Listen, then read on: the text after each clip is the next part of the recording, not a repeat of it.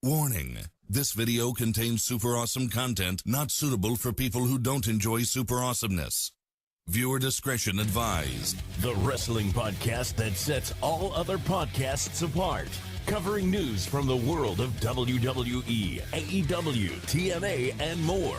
Your favorite weekly episodic podcast, Ramblers Unleashed, starts now. Here we go, baby. Night number 2 of Wrestlemania. It's just wrapping up, and boy, that was one hell of a show, and we're going to talk about it, give you our thoughts and our opinions. It is Ramblers Unleashed. Welcome back to it. A Sunday fun day, a Sunday night. Hope your Sunday night is going well.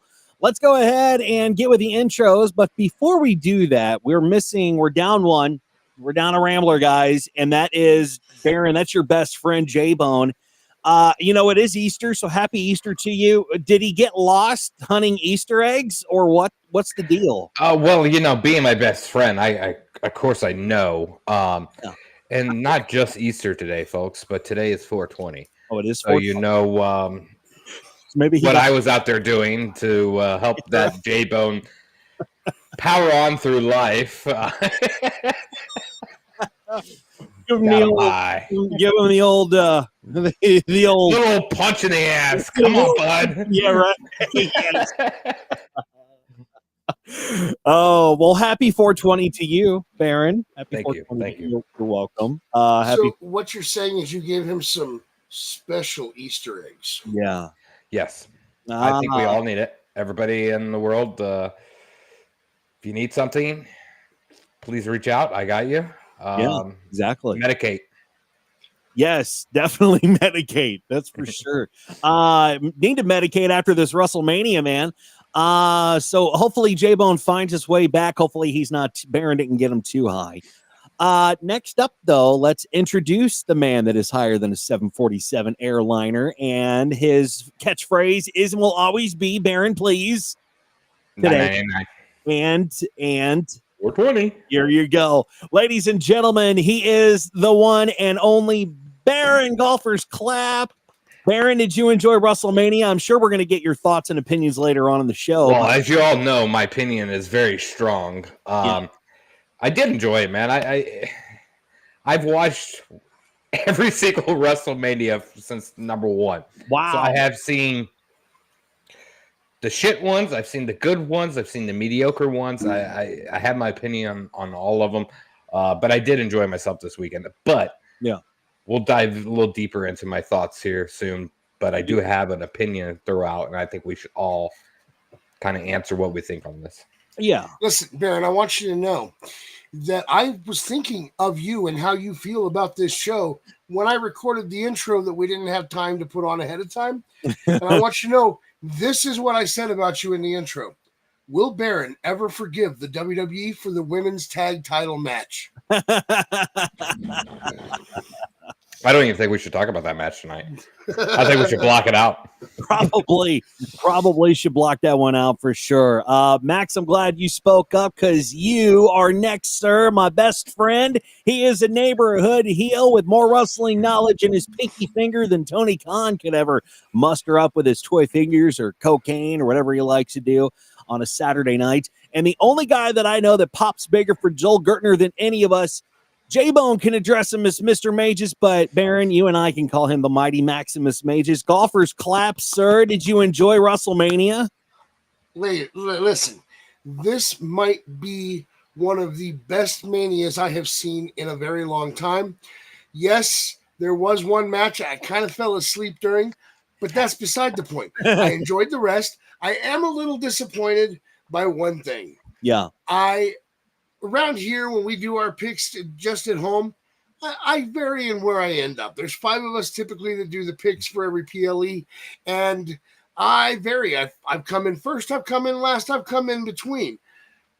For this round, for us, I really thought I was going to be on top of this. Terrence, you and I tied for second overall. And wow, the person that's getting the merch has already spoken up in the chat. We'll talk about that in a few minutes. Absolutely. And Mir said J-Bone was possibly standing too close to the TV when Stone Cold hit him with the ATV. That was incredible. So I was getting hit up like left and right on my phone during, when Stone Cold came out. When he went over to the side of the guardrail, did he give him the person, whoever it was, the key to the ATV or no? I'm not sure that he gave him the key. I know he leaned in and said something. I'm pretty sure he was like, hey, are you okay? Yeah. But I'll tell you, from our perspective over here, we're pretty sure that he probably had a few Steve Weisers before he drove the ATV. Yeah, that's what I said. But like in the same sense, that guardrail's pretty, strong. Yeah. It didn't slide far enough to actually hurt anybody. But he did feel bad, as is expected. He felt bad, so they were quick to.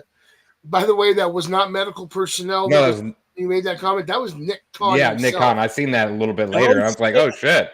Oh wow. Yeah. So I mean, wow. Yeah, that could have been some liability shit that may or may not happen out of that. But she didn't get hurt. Austin was going just a little too fast around the ring anyway. So. I mean, yes, but if he had turned the handlebars to the left at the right time, he'd have been okay. But his response time was slowed. Well, you got to lean into it. Like if you're driving an ATV, you really have to lean into it to turn the switch. What cemented it for me that he had probably had too much to drink was actually when he got out of the ring. Yeah. Because he almost didn't get out under his own power. He fell on his way out of the ring. Yeah, he fell. He fell down on the steps. I think he had just way too many Steve Weisers backstage and got a little wound up there. So let's go ahead. I did love the fact that he was like, "I'm not buying it. I'm going to count again. So sit down and sit still." Exactly. 1, 2. Yeah. Yeah, we do want to thank the 5th member of the Ramblers, and that, of course, is you. Thank you for taking time out of your night after WrestleMania to join us and listen to us yak about the matches that took place. It was a hell of a pay-per-view. It was a hell of a PLE pay-per-view, whatever you want to call it. And please sound off. Let us know you're here.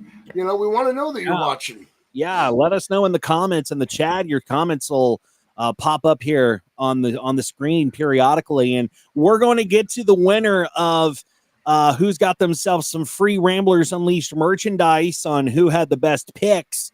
But first, we have to introduce the man himself. Oh, gosh. The man who puts all the stories together on Tuesdays. The man without whom we would have no identity. That man is my best friend.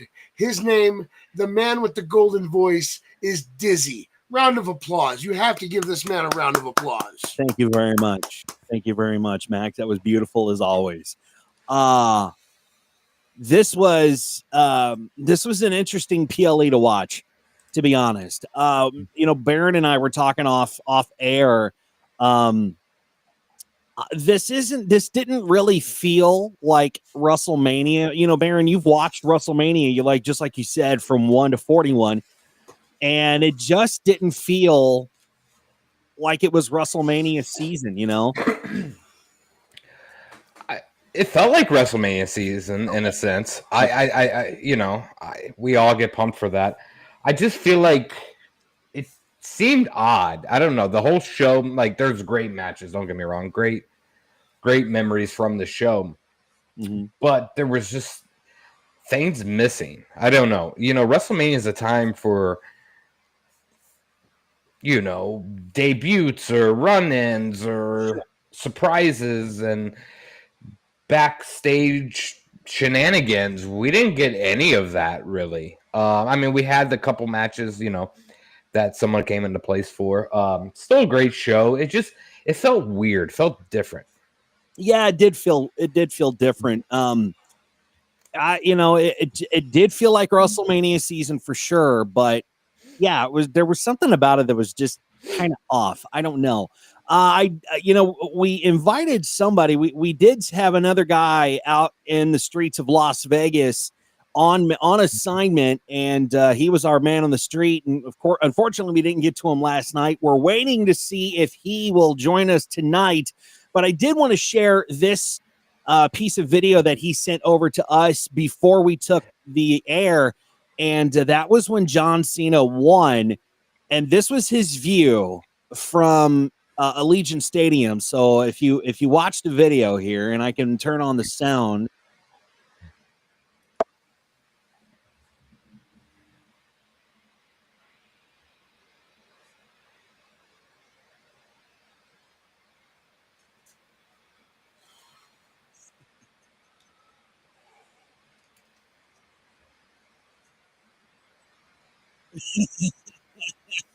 And that, of course, is our buddy Austin Hollis. He will join us hopefully later on in this program. He said that he was trying to get out of the crowd, which I would assume the crowd is just absolutely horrendous there in Las Vegas, just getting out of the of Allegiant Stadium. So whenever he comes in, hopefully he'll come in soon. We'll have him join us and kind of talk to him about his experience.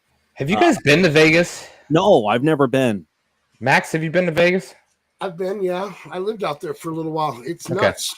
I was gonna say, like, outside of a wrestling event, just probably any day of the week, it's a fucking mess. Mm-hmm. Look, we went to the 2-night event, the Raw and the NXT, whatever it was that Joe Hendry was at here in Denver a few months ago. We talked about this when I went.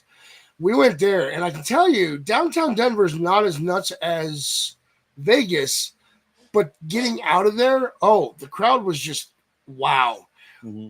You add the Vegas crowd on top of the crowd leaving your venue for a wrestling event, it's a nut house. I wish Puddin' luck. I don't know how quickly he's going to get away from Allegiant. Yeah, hopefully he'll join us, and if he can't join us tonight, he'll definitely join us soon. Let's get into some of these matches. Let's get into all the matches tonight. And we start with Bianca versus Io Sky versus Rhea Ripley.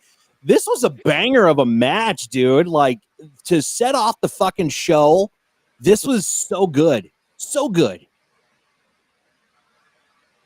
Barry, I think at the end of the match, you have to take into consideration that Io looked at those two and said, "Do you see me now?" Yeah. Right, exactly. And that's what this story was all about, is that Io was getting pushed out of the beef between Bianca and Rhea, and finally Io was able to answer both of their questions like, "Hey, I'm still here and I'm still relevant." Yeah, no, it was a great match. I think like we talked last night, or when we did our predictions, she was a silent, assassin of sort. I thought it was a great match. I think they put it out of the line. I was not expecting that, though. I was expecting like some Jade Cargill shit happening in that match. Yeah. So that's even better for her to get that win like that, just straight up. So yeah, right. It was a great match, and it was a good opener. It was a better opener than last night's opener. Yeah, absolutely. Bell's J-Bone is on assignment. He was hunting too many eggs, and one of those eggs, or multiple eggs, were filled with some special leaves from the Baron, and I would assume he got a little too high and too happy Easterish today to be able to join us. So he's hopefully on his couch. Hopefully they found him on his couch. I don't know. Also wanted to share this, that Baron sent over regarding Stone Cold Steve Austin hitting the grill. If I was the person Stone Cold hit with his hand. She literally did. Like, he hit the guardrail, and it was like a good 10 seconds before she like flopped down onto her chair. Like, yeah, come on. I didn't even see the lady that he hit, though. Like, I don't know. Like, he didn't hit her. She was standing up there, and she went like that, and it was a few seconds later, and she went fucking like down on her chair. Hold on, how'd that go again? Should we share the image of Styles? Oh yeah, not already. Not already. No, not already. We'll get to that here in just a few. But nearing the end of this match between Bianca, Io Sky, and Rhea Ripley, Ripley got her boots up as Io Sky was going for an over the moonsault. Bianca hit a KOD. Rhea broke it up with the pinfall. Later on, Belair countered out of a riptide to nail Rhea with her braid before hitting a KOD. But Io got her over the moonsault on, and she got the win. Io certainly proved she is far from an afterthought during this match. And this was a hell of a way to set off the PLE, Max. I mean, it was so good. You always want to start off hot. You want a hot open to the show, something to get the crowd hooked right away. And this match delivered, especially when Io finally started asserting herself and going, guys, don't leave me out of this. This match isn't about you two. It's about all three of us and this right here. Yeah, exactly. And that is what honestly, I think that Bianca and Rhea, when they were going at it, it kind of overshadowed the fact that Io Sky is the champ, and it just felt like Rhea Ripley versus Bianca Belair, and Io Sky was just, for the ride, and it wasn't like her involved in the match. So I'm glad that they booked it the way they booked it and said, okay, Io, go out there, kick some ass, and show them. Finish the story. That's what it's all about, is just finishing the story, Commentary kept talking about how this is what these two want. They want it to be just them. Great. Give them a singles match on the card. Give Io a contender that wants to fight Io for the belt. Yeah, exactly. If we were to rate that match, though, Max, what would you give it out of 10 stars? I'm going to give this one a 9.5. There are 4 matches on this card that I almost gave my match of the night to, but one out over all the others. 9.5 to this. There we go. Baron, what would you give it, man? You guys know my rating structure is very odd. 8.1, great match, great finish. I like how that finished. Rhea and Bianca doesn't have to be in the limelight every single fucking show. So happy for that. Great match. Good opener. Better opener than last night's. Yeah, very much so. I'm going to give it a 9 because I felt like this was a fire match to kick the night off. And we're not going to go down in order of the matches. At least I don't think I have them in order here. I was just kind of hurrying up to get all the matches on my list here, but our next match, Drew McIntyre and Damian Priest in a Sin City street fight. Boy, this was a hell of a match too. These guys beat the absolute shit out of each other, Max.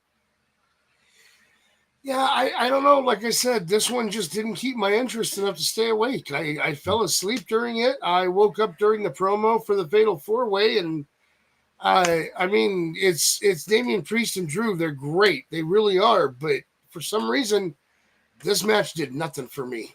Yeah. Wow. Baron, your thoughts? I always appreciate Mac's opinion there. This time, I might say he's wrong about his wrestling opinion here. He might have smoked a lot of chronic. It was 420. It was a holiday. It was a great time. I get it. It was a good match. It was a good slugfest, just like slobber knocker, as Jim Ross would say. I enjoyed it. It wasn't entirely way too long. It was good to see Drew McIntyre get the win. Yeah, it was a good match. It was. I enjoyed it. It was a good. I'm going to do a lot of comparing to night 1 to night 2. Uh-huh. So when I think of the second match of night 1, I think this was definitely better. And I call these like undercards or whatever. Yeah, this was a damn good match, and I don't really remember much of the storyline between Drew McIntyre and Damian Priest, which you didn't need to know much of the storyline. You just wanted to see these two go out there and just beat the absolute holy hell out of one another. And nearing the end of the match, the ring steps were set up in the ring. Drew nailed a future shock DDT on it for a near fall, which was a nasty, nasty fall. The two had a slapping match in the ring, evolved into a slugfest. Later on, Priest tried to hit an old school, and Drew shoved him off the top rope and went through 2 tables that were set up at ringside. Drew set up Priest's head in front of a chair, nailed a Claymore kick for the win, and Drew McIntyre finally was victorious in this match. And Max, I don't even want to know your rating on it because I'm sure it's going to be low. But Baron, what was your rating on this match out of 10 stars? I give it a 7 out of 10. Okay, I would probably say that's about average. That's fair. 7 out of 10. Max, I'm going to give this match I'm going to go ahead and give it a 5.5. wow. It put me to sleep, but it's still Drew and Damian, so You I'll be a know, little nicer. Pretty soon you're going to be ending up like John Bradshaw Layfield here. Well, Another one. Here's the thing. Drew brought it upon himself. It's his fault, nobody else's. If I end up like this because of Drew, that's Drew's fault. We'll blame Drew. Got it. We move on to Dominik Mysterio versus Penta versus Bron Breakker and Finn Bálor for the Intercontinental Championship. And this was, I don't know, man. Penta did a fucking banger job in this match. But Max, you were awake for this match, right? Oh, this match was amazing. I love this match. Okay. Was this one of the match of the nights for you? This was the match of the night for me. Okay, yeah. We'll talk about it. These four guys, they beat the hell out of each other. They showed off how good they are. The only problem I had with it was the coup de grace, and I always have a problem with the coup de grace. I think two of the worst moves in pro wrestling, safety-wise, are the coup de grace and the diving headbutt. And we saw both of those this weekend. But other than that, this match was phenomenal. Each guy got to show off his strengths. Each guy, Finn and Dom, actually got to come to blows, which is what I was hoping was going to happen in this match. I think this match told the story of the battle for that title very well. This was my match of the night. Well, Baron, if anything went wrong in this match, we have one person to blame, and that is Grande Americana. I'm going to fucking Starbucks and I'm going to ask for that fucking drink. I am too. Yes. I bet they got it. Do you have a venti Grande Americano, please? I don't want a grande. I just want a venti. But your thoughts on the match, man? Oh, great match. I loved it. I thought it was great. I think I picked Penta to win the match. I understand why he didn't win. I think Dom, we always forget how good. He's not no ring general by any means, but overall, man, the aura, like what he has going on and the crowd, the way they react, he really fucking deserved this. So I was happy to see him win. Yeah, very much so. If you were to, let's go to the end of the match. Bron Breakker showed off his strength by hitting a double German suplex on Penta and Finn Bálor, which was impressive as hell. He ate a post with his shoulder as Dom jumped in to lay some boots to Penta and the IC champ. Then Dom did the 2 of the 3 Amigos suplexes on Penta before Finn Bálor jumped in to help with the third.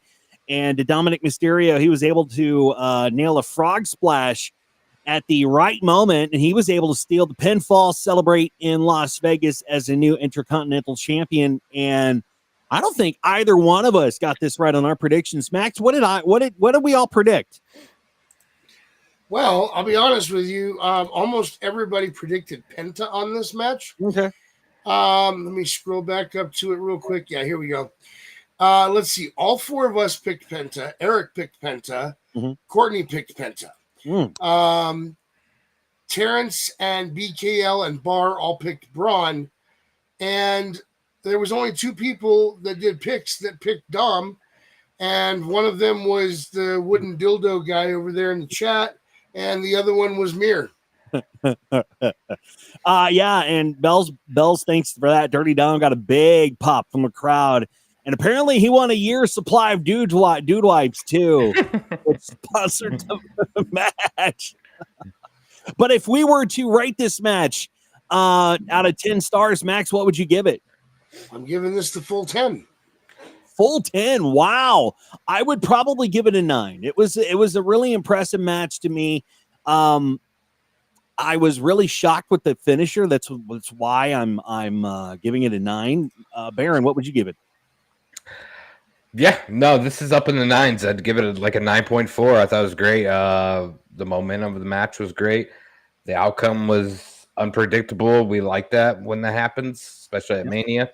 Yeah, great match. I loved it. All of those guys are absolute stars. Also, I noticed with Finn Balor, his new logo and his mask he came out with. I didn't understand. Well, that's commentary didn't understand it. Yeah, nobody did. And his logo literally looks like the FaZe Clan. I don't know if people are into gaming or whatnot. If you are, you'll know who FaZe Clan is. Yeah. But that logo is literally FaZe Clan. Yeah. So I don't imagine he's going to use it. To me, it reminds me of like a golf, like a golf tee. Honestly, let's talk about Randy Orton, man. And you know, he made his grand appearance down to the ring and got on the microphone, announced that this was his 20th WrestleMania event, and he opened it up, man. He said, anybody who is willing to step out here, bring it on, and say his name and he appears. Joe Hendry did just that, man. He came out, which I fucking popped so hard for Joe Hendry. And I know another guy that popped hard for Joe Hendry too in this chat, and that is you, Max Mages. Oh God, yes. Oh, I was so excited when that happened. I didn't think that was happening. And then boom, those doors opened and there he was. Oh, funny thing is, only one person in the picks guessed that it was going to be Joe Hendry, and that was Terrence. Really? Yes. And for our local picks over here, I texted the guys because we're not all in the same house. 3 out of the 5 of us are here in this house. Mm-hmm. I texted the guys and said, all right, guys, it's time time for the Randy Orton match, and we have to find out who his opponent is. And it could be a guy who, if you say his name, he appears. I should have gone with that when I was doing my picks there. Mm-hmm. I stuck to my Matt Cardona pick, and obviously I was wrong. I think a lot of us were wrong with all of our picks. Our picks were all over the place for I don't think these type of matches should ever be part of any type of prediction. Even the winner or who it is, because it's too unpredictable. We don't know. Well, I mean, it's fun though. It's fun to. Oh, it is fun, but I think we should take that out of our tallies, because I don't think it's. Give me a fucking free point. God damn it. Yeah. Here's the thing. I like to do a bonus point. Every time we do not every time. I didn't do a bonus point for Stand and Deliver. But when we're doing our picks here, I like doing the bonus point. And Rumble is my favorite time to do bonus points. My favorite thing to do for the bonus point for Rumble is you always know that there's going to be at least one surprise entrant in each Rumble, the male and the female. So I open the floor. Pick someone that you think will be a surprise entrant. If you're right, you get a bonus point. It's one of my favorite things to do, and that's why I left it in for this. We didn't know who Orton's opponent was going to be. So let's give a bonus point for that, and then you have to decide, is Orton going to win or this mystery opponent? Same with the women's tag match. We didn't know who Bayley's replacement was. Do you think that Liv and Raquel are going to defeat Lyra Valkyria and her mystery partner that we don't know who it is? I just think it adds an element of mystery in your picking. It does, and it's just, I don't know, it's just kind of fun to be able to pick on, guess who the mystery opponent is going to be. It was definitely fun, Oh yeah, it was great. Yeah. But to go back to the match real quick, I thought it was cool, Joe Hendry. But I love the fact that Randy Orton just fucking beat the shit out of him and squashed him, and that was because he is Randy Orton. Oh, yeah. And tribute to his first. I'm pretty sure it was the first time he debuted trunks that he wore, and he did it again here at Mania. So, Randy Orton's 314 boy, if you know what that means. So kudos to Randy. We love him. Absolutely. Daddy's back. This was definitely a big time squash match, but that's all it needed to be because, after multiple RKOs, Randy walked away victorious. And even I was shocked that Joe Hendry came and it was damn time for him. It's cool to see him come out with that TNA belt. It doesn't matter if it was on any NXT or regular PLEs. Like, this is the biggest show of wrestling. There ain't nothing close. So I don't, So it was cool to see him come out with it. This makes me wonder if we're going to see Joe Hendry soon on the main roster. Keep him over at TNA. Let's keep him over there. Sorry. Let me let you guys in on a secret. All right, this is not something that wrestlers openly admit to because we still do adhere to kayfabe a bit. But I'll tell you, most wrestlers, and I'm not going to say all because there's those out there that are like, no, if I'm going to be on Mania, I want to win.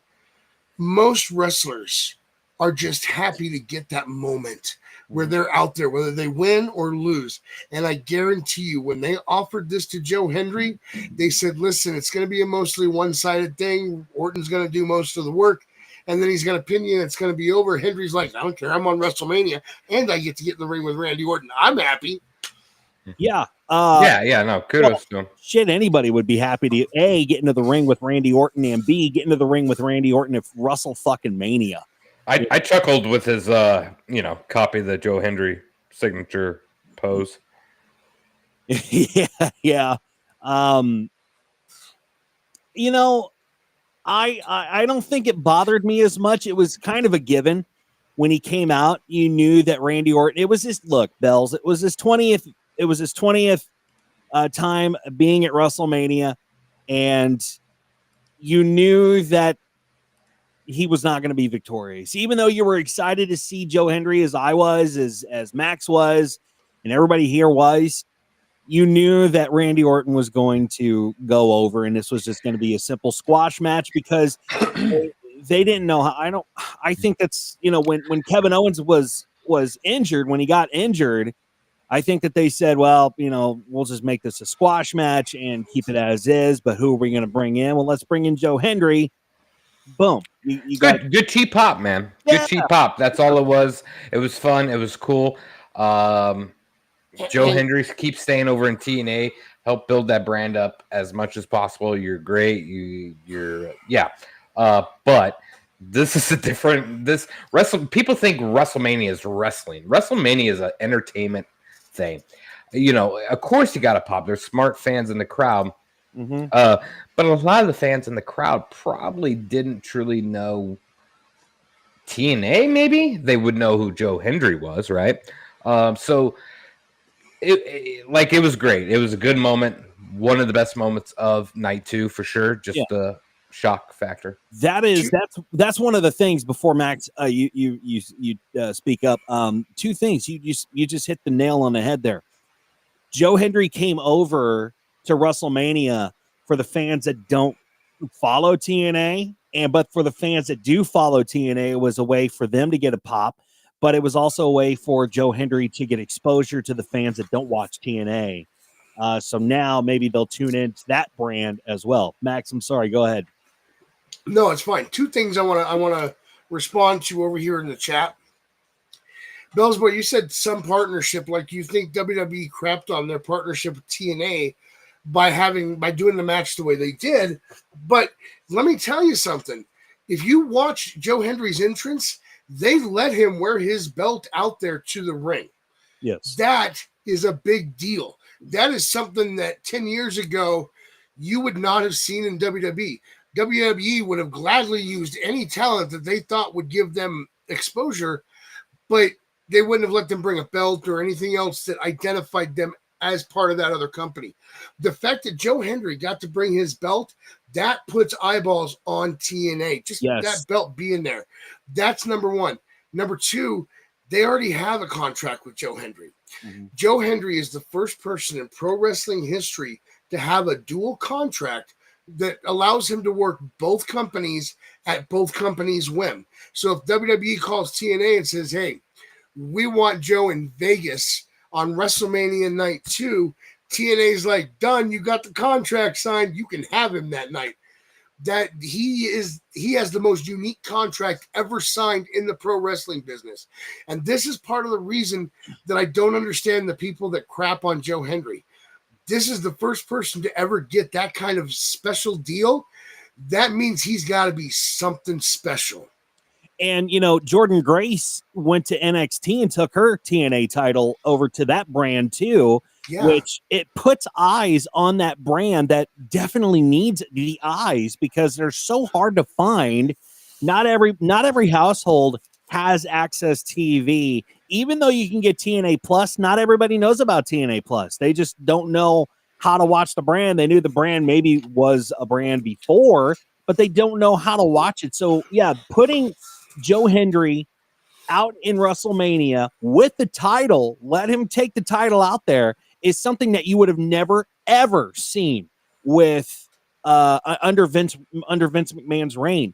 And that's what I'm loving about this Triple H era, is that Triple H is so open to, if you listen to his Hall of Fame speech, Triple H he loves this industry. There's just no doubt about it. He absolutely loves this industry, and for him to be able to open up his arms and acquire TNA or not even acquire TNA, but get a partnership going with TNA, but to acquire AAA, that is huge. That is huge for not only WWE and TKO, but it's huge for any AAA fan because that's going to bring eyes back over to the WWE.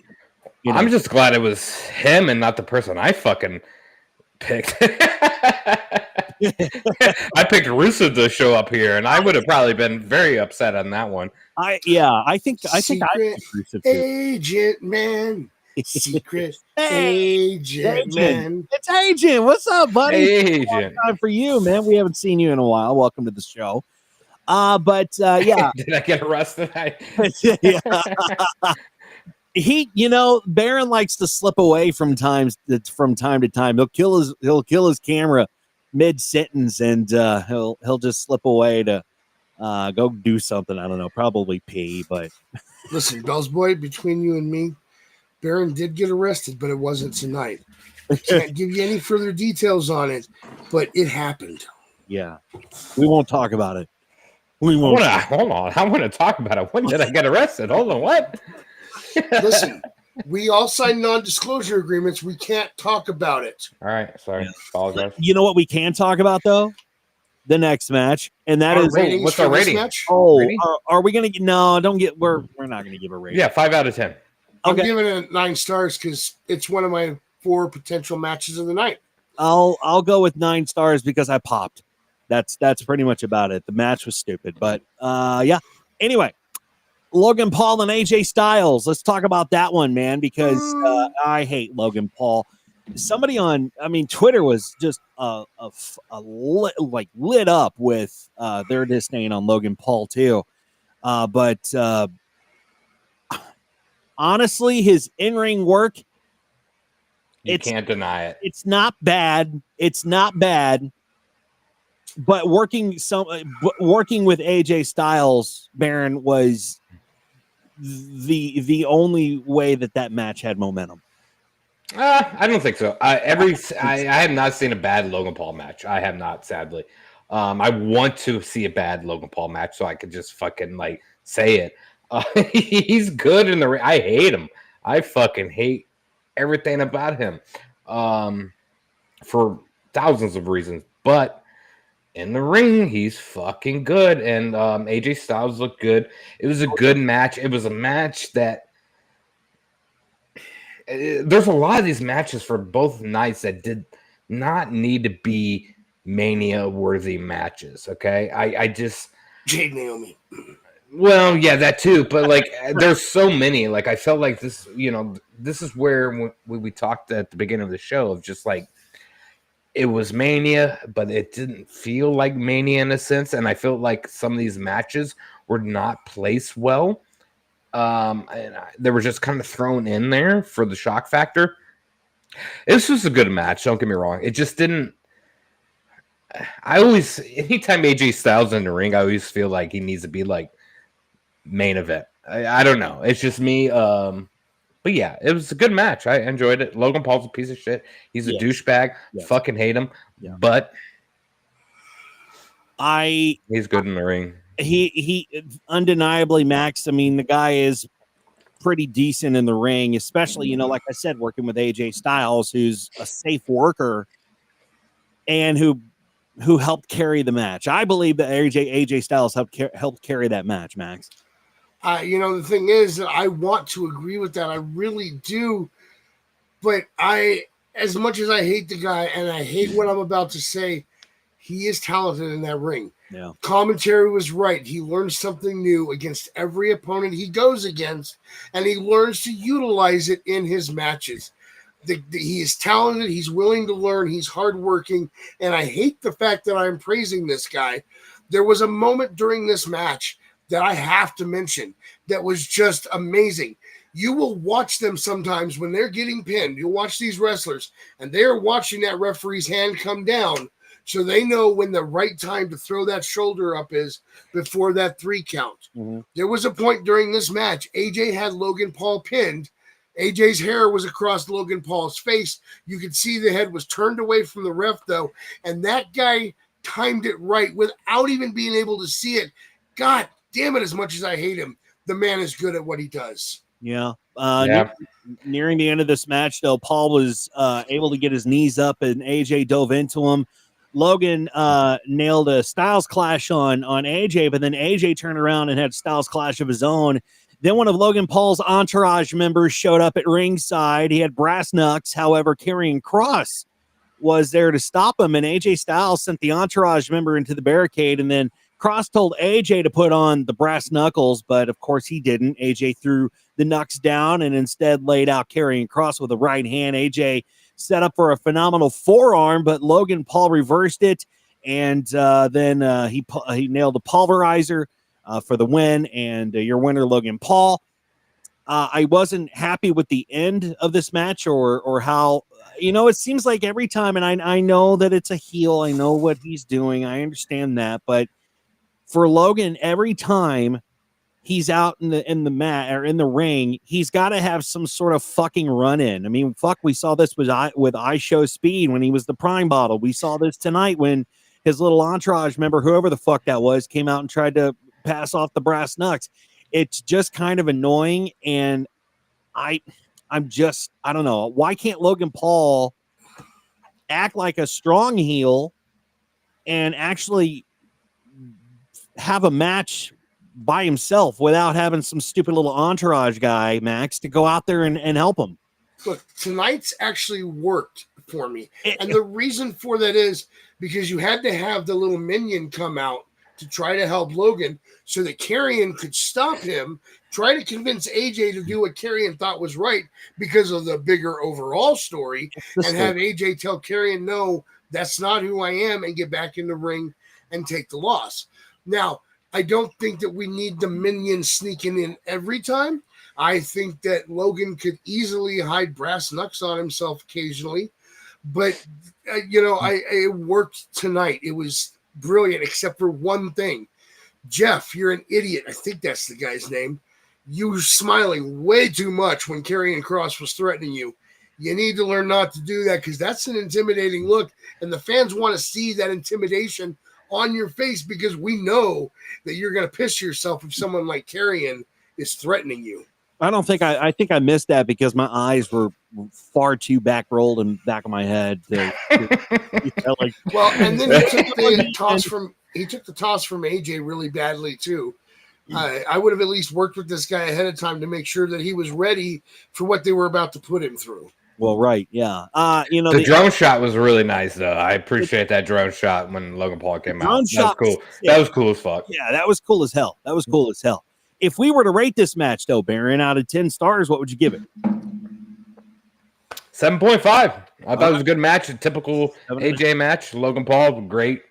I'm going to give it fucking wrestlers. Yeah, I'm going to give it like an 8.5, and that is because I love AJ Styles. And I also like the entrance that Logan Paul did with the drone. That was fucking dope. Max. Oh, man. as much as I hate the guy, this match was good. Now, it was not one of my 4 match of the night contenders, but this match was good, and I would be lying if I didn't rate this match an 8.5. Okay. Now, if you're thinking about leaving, don't, because we're going to announce the winner coming up soon of who's got some free Ramblers Unleashed merchandise. So stay here. We got 2 more matches to get through. Stay here, and we will announce the winner coming up very, very soon. I have to stay here. I'm contractually obligated. No, I'm not talking about you. I'm talking to okay, I can leave then? No. I'm talking to the audience. But let's get into the match that I know the Baron was looking forward to the most, and that is his boo, Liv Morgan and Raquel Rodriguez versus Lyra Valkyria and her mystery opponent that we later found out, another eye roll for me, Becky Lynch. Baron, your thoughts on this match, man?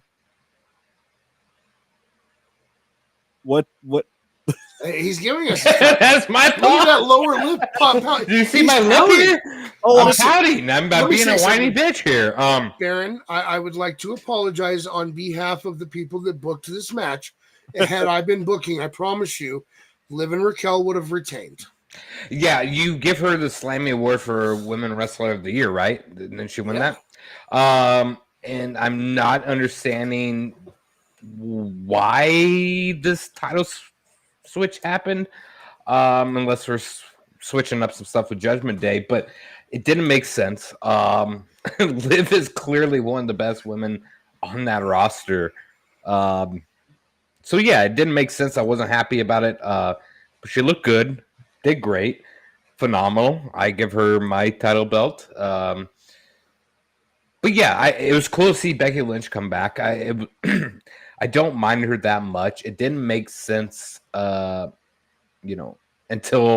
Michael Cole kind of explained why she was back. Because when she left, Liv did definitely say that she was the reason why Becky left. So I understood that. I don't know. It just didn't make sense. Wasn't a great match.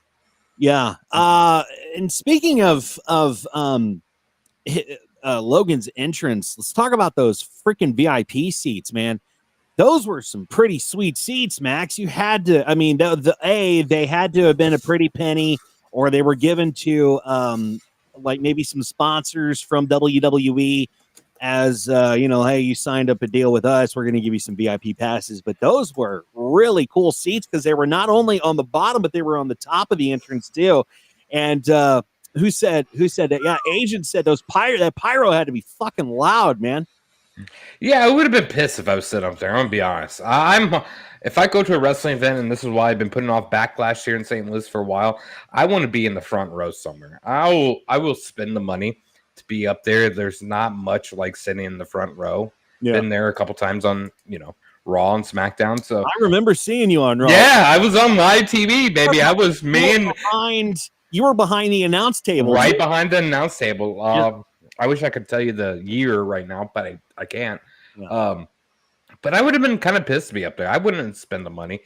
I think tickets prices, even outside of WrestleMania, are ridiculous. So I could only imagine how much those cost. Yeah, Styles had a good guess, about $15,000. I would say that would be about the price that it would be. So here's the thing, though, with those tickets, I looked at WrestleMania pretty heavily because I thought about going. And I mean, like, really thought about going. I did not see those tickets anywhere on Ticketmaster when they originally announced this.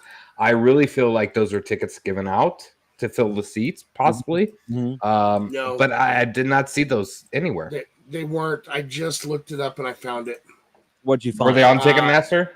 In the end, the sales is close to what the end price was, but they were originally, and I just sent over what I found. I'm pulling it up right now. Hang on. They were originally going for more than $20,000. No, just those aren't even good seats. Why would you? So they sold for $16,000. So over $16,000 per ticket, according to Game Time. The price was dropped after $22,000, over $22,000 last week. A 2-day pass for April 19th and the 20th was available starting at $764 per ticket, including taxes and fees. And some top price seats included a ringside floor camera at $50,000 a ticket. Jesus Christ. And that came with additional VIP perks like photo ops with wrestlers and luxury experiences. That is just way too freaking much, man. Way too much. Way too Way too much. When Puddin' Brain gets here, I hope he does. Hopefully he does. I want to find out if he's willing to tell us how much his seat cost. Now, we saw the video, so we know it was up there a ways, but I'm kind of curious how much his seats cost him. Well, the tickets for these events, since they merge with TKO, have skyrocketed heavily. Yeah, they have. According to something Styles found and sent me, the highest price for a 2-day pass, according to Yahoo Sports and Sporting News, was $79,088, and the highest price for a single night is $24,999. That is just way too much money, man. It's just listen. We've talked about this before. We were talking about the tickets for the Hogan thing, and when I looked up the 2-day passes, the ones that I was finding were $3,500 or something like that.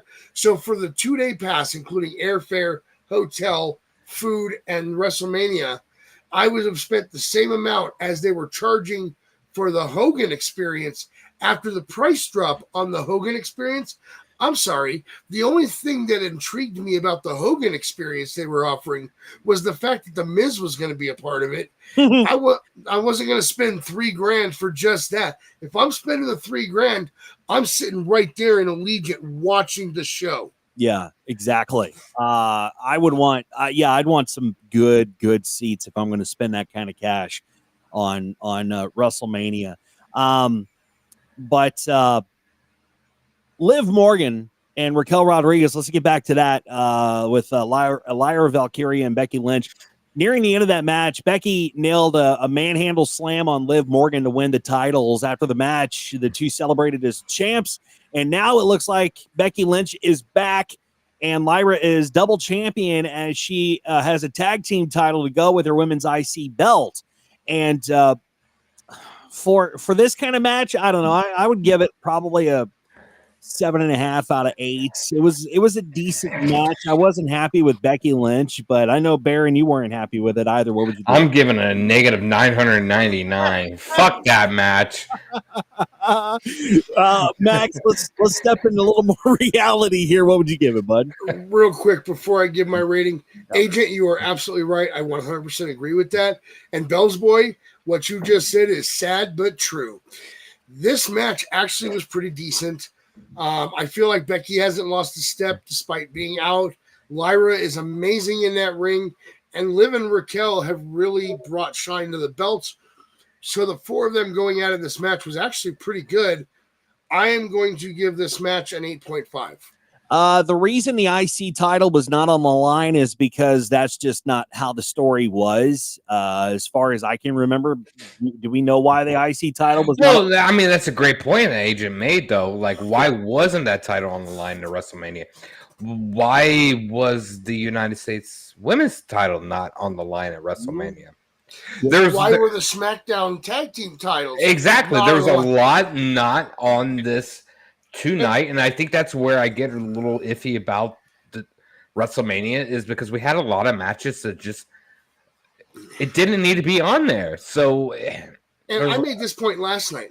I liked the New Day. I liked the War Raiders. I thought it was a good match. Mm-hmm. But if you would have told me that I had a choice between their straight up tag match for the titles or a TLC match for the SmackDown tag titles with DIY, Motor City Machine Guns, Street Profits, and maybe Pretty Deadly, because they've been involved in this feud the whole time, even though they weren't on SmackDown as part of it, I would have told you, give me the TLC match. That's the match that we should be watching.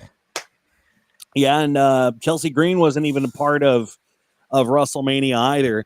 There was a lot of missed opportunities from Mania that I think we could have really, like Jade and Naomi could have been cut off that fucking card before. Yeah, it just didn't make sense. And you know what? The I know you guys liked it, but the Drew Damian Priest match, did not need to be a WrestleMania match. We could really have gotten that at we could have gotten that at Backlash, and it would have been probably match of the night. Yeah. But for me here, it just didn't do anything for me. I would have rather seen Chelsea Green on the card. I would have rather had the SmackDown tag titles on the line. I would have rather had Lyra putting her belt on the line. There are so many things that I would have done differently, and this is why I'm not allowed to book for the WWE. And I would have took off the Jey Uso and Gunther fucking match. I thought that was a fucking dud of a match. They could put on Chelsea Green. And that's what, that's the beautiful, that's the beautiful thing about the Triple H era is on his Hall of Fame speech. He said, look, guys, we're making mistakes, and we want to know what those mistakes are. We're going to get a lot of praise, and we're going to get a lot of critiques. And he, when we reported that Triple H isn't watching social media for criticism, it's from the basement bookers. We're not basement bookers, okay? We're invested. We're totally invested. We love this industry. We love the WWE, and except Styles, he's a basement booker. Yeah, Styles is totally a basement booker. But if Trips, if you ever see this, man, this is. I'm never going to basement book. I'm not going to go on social media or this show and criticize anything unless your name is Tony Khan. Then I'm going to have at you. But let's be clear, it's Tony Khan we have a problem with. Yes, not AEW. Yes, it's Tony Khan that we have a problem with, not the company itself, because the company is just doing what Tony Khan's telling them to do. Anyway,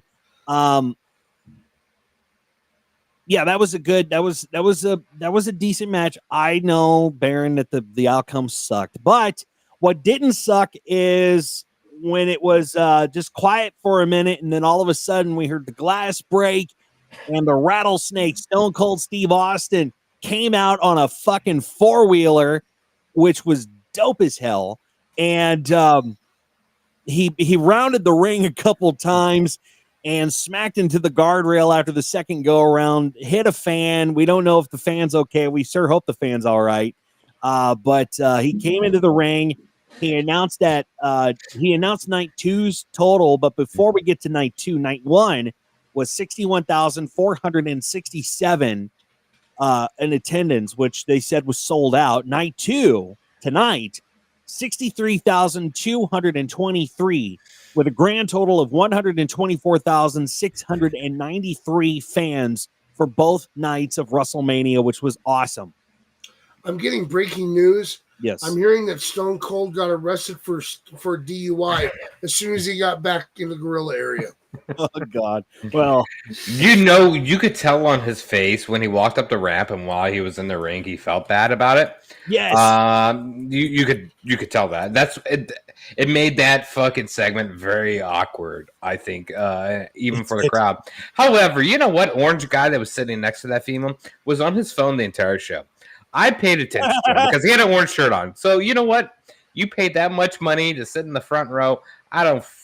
It is what it is. She didn't get hurt. There's no fucking way she got hurt. Yeah, so whatever. But it was good to see Stone Cold. He's fucking great. Yes, I love him. And for somebody to go to WrestleMania, spend that kind of money in front row, and then be on your fucking phone the whole night. Come on, dude. Yeah, no, fuck off. It tells me you got money to burn. Hey, listen, I've got to say something. And normally, I don't shame people for their looks unless your name is Tony Khan. If I can avoid it. Okay, maybe J-Bone because he just looks old. But listen, I try to avoid shaming random people. But to the person sitting right there, pretty much front and center, that highlighter colored hair you had going just isn't working. I'm normally a fan of dyed hair, but I would find a different color. That neon yellow is just not working. Yeah. And, I think every company lies about or fibs or just kind of a number about their attendance figures. And one of the biggest culprits is Tony Khan, obviously. But that's okay. I mean, that's all right. I don't care how many people were there. I really don't care about the attendance record. I don't know why they have to announce that on every single fucking PLE. It's like they're trying to prove a point, like, hey, we are the better company than the others that are out there. I don't know I don't know why, but yeah, we're doing so well in AEW that we are not releasing our streaming numbers. We're not even asking Warner Brothers Discovery to give us those. That's how well we're doing. Yeah, no shit. Yeah, but let's move on to the main event of the evening because we still have to get to our how we did on our predictions for night number 2, and then we're of course going to announce the winner of some free Ramblers Unleashed merchandise. But that was John Cena and Cody freaking Rhodes. This was the match. Kind of started out slow, to be honest, and I think that's what they were going for. Just kind of slow and steady. Wins the race. Hi, Courtney. Glad you're here. Slow and steady wins the race. And then all of a sudden, Travis Scott came out. And God dang, dude. It's 420, folks. My brain's not out there. I heard something that probably wasn't said, but yeah. But overall, what did you think of the match, Baron? It was good. John Cena is an actor like none other, in my opinion. He played it well. He played it slow. He played it good. Yeah, it was a good match, man. I mean, it's not no 5-star fucking, Dave Meltzer match by any means, but I mean, it was good, man. John Cena's a GOAT for a fucking reason. He doesn't need. Here's my thing. Building up to this, even like Michael Cole and Pat even mentioned this, like, they were expecting John Cena to come out with all these moves and do different shit, right? You don't need to every week. I get so annoyed with like wrestling fans that think they have to do like all these acrobatic shit in a match, like Will Ospreay or something. You don't need to do that stuff to talk to an audience. And I feel like John Cena, with his body language in the ring and what he was doing, he played it well. It was a good match, man. And I'm happy to see number 17. The only thing that pisses me off about a John Cena match is, and he did it tonight, Max, is when he's verbally calling freaking moves and you can hear it. You can see it. You just paid attention. You just paid attention. Stop. It just pisses You just paid attention to him, though, because I caught it like 20 times for both nights. No, Becky Lynch was calling everything. I was reacting to something that was sent to me. Okay, but Max, it just gets on my nerves that every single match of John Cena is you can verbally hear what he's fucking saying. It's like, stop talking, dude. Hey, listen, you see them talk all the time. You just don't realize it most of the time. There's an old story that came out of the Attitude Era. And if you actually go back and watch some of Shawn's matches, you will catch this. Shawn would tell his opponent, this is what we're about to do. And if his opponent missed or something, Shawn would set up for it again and he would yell it so the fans could hear what he was setting up for. So now, if you miss it this time, the fans know you screwed up and not me. Now, I'm not saying that Cody needed the extra volume, but maybe because of how loud it was in there. Because, damn, I said this from the start of last night all the way up until the start of tonight's main event. If you think that's loud, wait till the main event. Wait till Cody and John Cena are out there. It's going to be loud. So it was loud during that match. So my guess is Cena was being a little louder because of the volume in the arena. Mm-hmm. But this is nothing out of the ordinary. It really is not. You just don't always catch it like you do with John Cena's matches.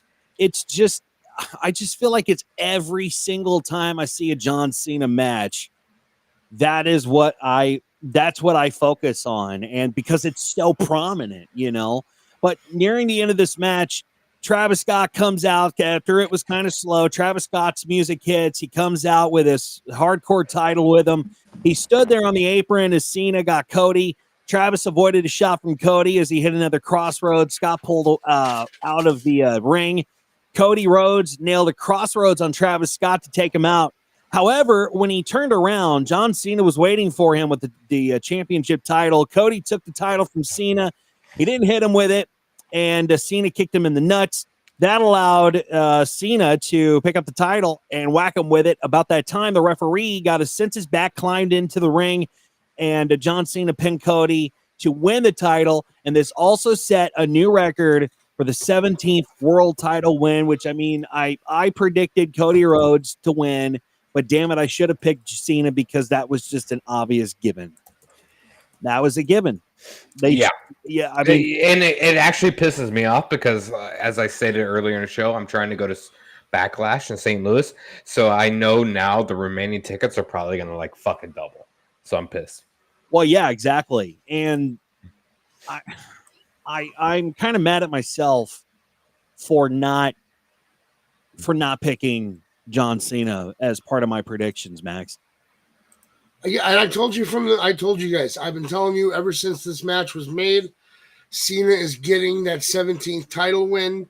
And I do want to point out, Agent, you're right. He didn't break Flair's actual record. That's what I was saying. However, the WWE officially recognizes only 16 of Flair's title reigns because they were they were in the WWE lineage. I sent a screenshot I just took that explains this. Some of them were companies that aren't recognized as, so like PWI, they do their top wrestlers, the top 500 every year, and there are certain titles that do not get recognized as part of that. WWE is a little stricter about it. They do leave some of it open, like the NWA. They counted Flair's 8 reigns as the NWA World Heavyweight Champion. I do agree with you that he is a 24-time champion and should be recognized as such, but the WWE is only going to recognize what fits into their worldview for stuff. They're getting better about getting broader with that vision. They are, but this is not one that I think they will ever get better about. Well, it's just the companies they've bought. I mean, that's Right. I mean, that's basically the gist of it all. They're not going to recognize a company they've never. But purchased. no, but now with the Triple H era, though, they're starting to recognize other companies, so they couldn't not necessarily recognize the company, but they could recognize the title hold, right, Max? They could. You know, the thing is, though, even Ric Flair allows that 16-time thing. When he goes out and does press conferences away from WWE, he does point out, yes, I have other world heavyweight titles. I am this many times. He does give the actual count, but he went on record after the Johnny Knoxville incident that stopped Cena from getting a title win, and he said, no, I was supportive of him getting that title win. I wanted him to break my record that WWE counts. So even Ric Flair is okay with the fact that WWE only counts the 16 reigns. Right. Yeah. But as far as this match goes, Max, what would you rate it out of 10 stars? This was the 4th contender for my main event or for my match of the night. Mm-hmm. I am giving this match a 9.5. It probably would have gained 10 stars and been match of the night if it hadn't been for the fact that I've told you guys before I have issues with Travis Scott. Mm-hmm. I don't think they should have brought him in to begin with. They did. He's a part of the story, but that detracted for me. That's why this is not match of the night. This is why I'm only giving it a 9.5 rating, mm-hmm. but it was still a damn good match in my opinion. And Cena's got his 17th title reign and can retire a happy man at the end of the year. Yeah. Baron. I'm going to give it just a 9. I mean, like, it was good. I'm glad Cena won. It was not better than night 1's main event. Not even fucking remotely close. It was good. I expected The Rock to show up on this match, and I was a little upset he didn't. I felt like it could have elevated this a little bit better, but we got Travis Scott, whatever. It was good. It was great. We all knew that Cena was going to have to win here. I mean, simple as that. It should have been concrete. But yeah, it was a good match. It wasn't anything fancy or anything. I think night one's main event should have headlined the entire WrestleMania. I'm going to give this, you're probably going to be surprised with this, but I would have to agree with Max because of the interference with Travis Scott, and I'm not a Travis Scott fan. I don't really care for him. And the way that they built this match up to be like the match of all matches at WrestleMania, from that, what we saw on all the Raws and all the SmackDowns versus what we saw on tonight, I'm going to go with a 7 because it just didn't live up to its hype. And it's kind of sad that it didn't live up to its hype because it was so well written. It was so well put together. The story was told beautifully from the perspective of John Cena and Cody Rhodes with The Rock and that douchebag that came out with The Rock, Travis Scott, to help just enhance the story. But what we saw in the ring tonight just didn't do it for me, man. So yeah, I'm going to give it like a solid 7. I just wasn't a fan, so that's what I thought of that. Now, before we get to our predictions and how well we did, and of course the winner of the free Ramblers Unleashed merchandise, before we hand that over to Max. Max, I understand that Styles has been in your chat box giving you all sorts of hell, and I want to share this out because it's just so funny. This is so hilarious. This, according to him, is the real reason Stone Cold crashed tonight. Yeah, right. And the timing on sending that was bad. Dizzy's in the middle of asking me a question, and I opened this up, and oh my God. Yeah, it was pretty bad timing, Styles, which, because it was bad timing on your part, I have to do this. And crap, it didn't show up. Hang on just 1 second. Let me get back. Hang on. Doggone it. Hang on. Well, let me buffer the timer.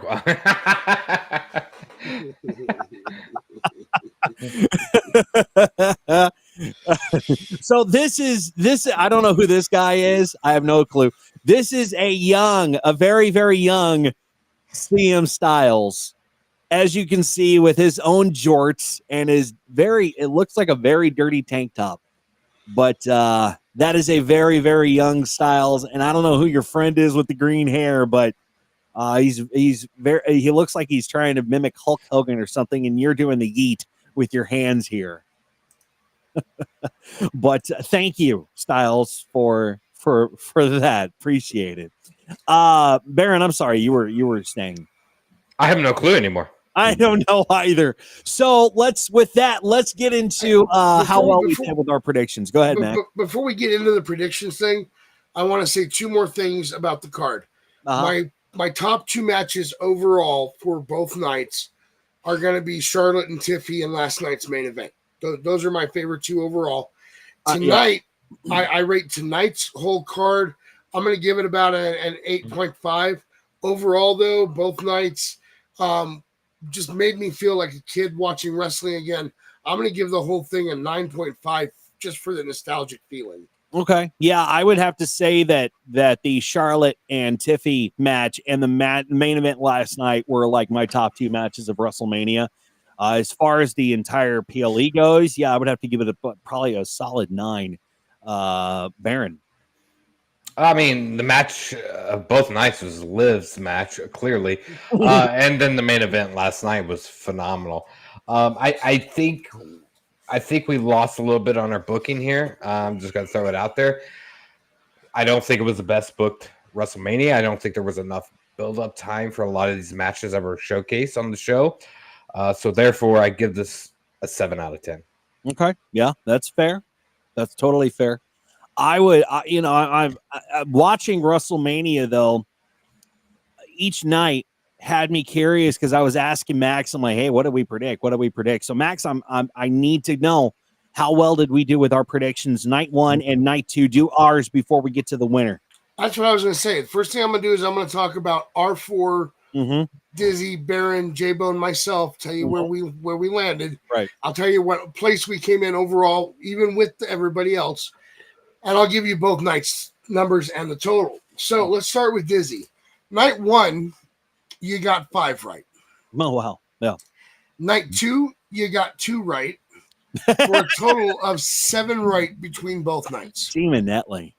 Now, before I go down to the place, I'm going to talk about J-Bone. On night 1, J-Bone got 4 right. On night 2, J-Bone got 3 right. So his total is also 7. Wow. So that puts you guys tied for 5th. And I'm going to tell you right now, the other person that tied for 5th with the same amount of right answers is the one that likes to reach out and grab Tyson's ass. Yeah. All right. That brings me to Baron, who got 4 right on night 1, got 2 right on night 2 for a total of 6 right, which puts him securely in 4th place out of the 4 of us. Sorry, Baron. God damn you. You know what? Let me tell you what. Let's do a recount here, Max. and he was tied for 8th overall with the viewers. Now, my numbers, I had 6 right on night 1. 3 right tonight for a total of 9. And I was tied for 2nd overall. By the way, Bar had 4th all by himself with 8 points, just for the record. But I was tied for 2nd overall with Terrence, the only person to guess Joe Hendry. He and I tied for 2nd overall. Wow. Terrence, yes. Terrence had 4 correct on night 1, 5 correct on night 2, including the bonus point for Joe Hendry, because he believed more than me. I should have believed. I really should have. Yeah. So that put him at 9. And I'm going to go straight to our winner now. Our winner got 6 right on night 1, got 4 right on night 2. And if I remember correctly. And again, this is for free Ramblers Unleashed merchandise from your friends here at Ramblers Unleashed, Max. And he didn't get any of the bonus points. This is purely off of match picks is where our winner got his 10 points. That's impressive. That is very impressive. And listen, if you subtract the 2 bonus points off and just count the win-loss for the matches, there was 14 possible points. You add the other 2 points in for the bonus points, so we're talking of 16 points you could get if you nailed everything, including predicting the mystery people. And that is not Steiner math, folks. That is actual math. Yeah. Our winner. Real quick, though, before you announce it, what match did he get wrong on night 1? Because there were 7 matches, right? So he only technically got 1 wrong. On each night, there were 7 matches. So what was the match? Yeah, because that's impressive that you got all that right. Yeah. Well, I'm going to be honest with you. The match that he got wrong, pretty much everybody got wrong. Styles and Eric are the only 2 that got this match right. They're the only 2 that guessed El Grande Americano, the Starbucks company. Okay, damn. All right. The rest of us all guessed Ray Phoenix. Yeah. And that's how we lost that. So I wonder if I have a drum roll here. I wonder if I don't have a drum roll. So let's go ahead and thank you for the drum roll. Appreciate it. I guess I could do, I don't know. I guess I could do something like this. Maybe, possibly. And the winner of some free Ramblers Unleashed merchandise for nights 1 and 2 of WrestleMania 41, Max, is Mir. You have won the picks game. Mir, we need to reach out to you and get your information. Congratulations, Mir, on winning some free Ramblers Unleashed merchandise. We will get with you after the show or during the show. Send me your info in a private message, please. Go to Ramblers, the Ramblers Pod, if you're on Twitter or whatever the case may be, and or you can just leave your handle here in the chat here. He told us that he doesn't have Twitter, Okay. But J-Bone knows how to contact him. So. We will get with J-Bone. Okay, so that's perfect. So we will get with J-Bone to get with you to get us your information. And congratulations again, Mir, on winning some free Ramblers Unleashed merchandise. We want to see it too, so send us a picture. Send J-Bone a picture because we want to see you in that Ramblers Unleashed merchandise, and we'll put it up here on the show hopefully soon. So again, Mir, thanks for playing along. Again, we're going to do this for SummerSlam, but we're going to make it a little easier on Max this time. So we're going to do the predictions, and you just pick whoever you want to go with out of the four of us. So that is what we're going to do for SummerSlam nights 1 and 2 next time, and we're going to figure out a prize coming up. Now, let me remind you guys, I got 9 points. Dizzy and J-Bone got 7, and Baron got 6. So take that into consideration when you decide who to pick for SummerSlam. Yeah, right. Yeah, you know what? Those SummerSlam's a different time of the year. That's where my prime's at. Summertime. I am in my zone, so pick me. I mean, hey, I didn't do bad on night 1, so I'm a good candidate too. J-Bone, yeah. Yes, I think we can all agree that they probably should not choose J-Bone. Apparently, he has not taken a bath the entire weekend, and I think he forgot to take his meds. So, J-Bone, please, for the love of God, yes, go take that bath now. I don't even think dude wipes would help him at this point. I really don't. And by the way, J-Bone, I'm glad that you were found. I'm glad you didn't get too high after your egg hunt. And Baron, no more weed for him. I think we need to double the dose. I think this is what needs to happen. I think we need to double down on his J-Bone, double up. When you're looking for eggs left over from previous years, the easiest way to do it is follow your nose. And how could anybody? I saw all sorts of people dyeing eggs tonight, and how could anybody dye real eggs with them so fucking high? You better eat those sons of bitches after you dye them. My God, they're expensive. But again, Mir, congratulations on Mir, on winning some free Ramblers Unleashed merchandise. J-Bone will get with you on your information, and we will pass it along to you. And again, we want to see you anything once we get your information, anything on that website shop that we're gonna make sure J-Bone takes care of this part. It's right below us here in the comments. Yeah, anything you pick on there, let us know. We got it. It doesn't matter the cost. It doesn't matter anything. Just whatever you want. We got it.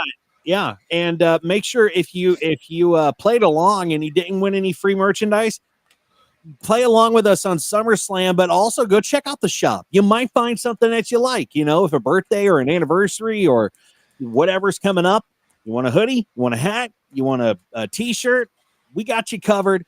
And click the link down below in the description of this video and get yourself some free Ramblers get yourself some Ramblers Unleashed merchandise. Not free, you have to play along.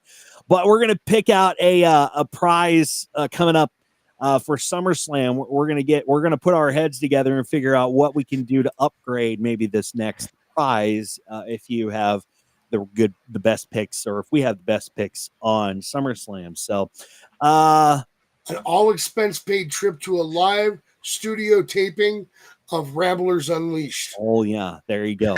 Yeah. No, J-Bone, you didn't win. How many times I got to tell you that Ramblers Unleashed personnel are not eligible to win? Stop it, Grandpa. Go to bed. Listen, Grandpa, since you clearly weren't paying attention when I read off everybody's places, you came in tied 5th with Styles and Dizzy. Yeah, there you go. You win a free bar of soap. Get your stinky ass showered. All right, that is gonna do it for us, and we hope you enjoyed. We hope you enjoyed WrestleMania. This has been so much fun for both of us, for all of us, and for both nights on WrestleMania. We apologize we didn't get Puddin' Brain on the show with us, but hopefully he'll show up on Tuesday. We'll try to get with him on Tuesday. whenever he gets back from Vegas, and we can get him on the program to kind of talk about his experiences at WrestleMania in Las Vegas. Hopefully you enjoyed WrestleMania, and let's go ahead and give out our socials, and we're going to start Max with the socials. Oh, hey, yeah, let's start with me. Yeah. All right. You can find my main wrestling account stuff right here at Max Magus.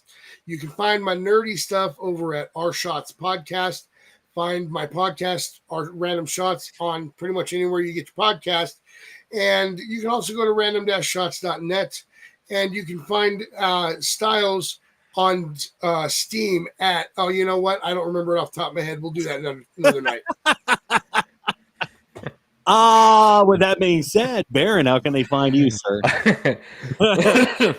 You can find me on Twitter, Scumbag Jordan with 3 N's, and you can find me on Steam, Scumbag Jordan with 3 N's. Actually, it's Dongzilla, but never mind. Let's go.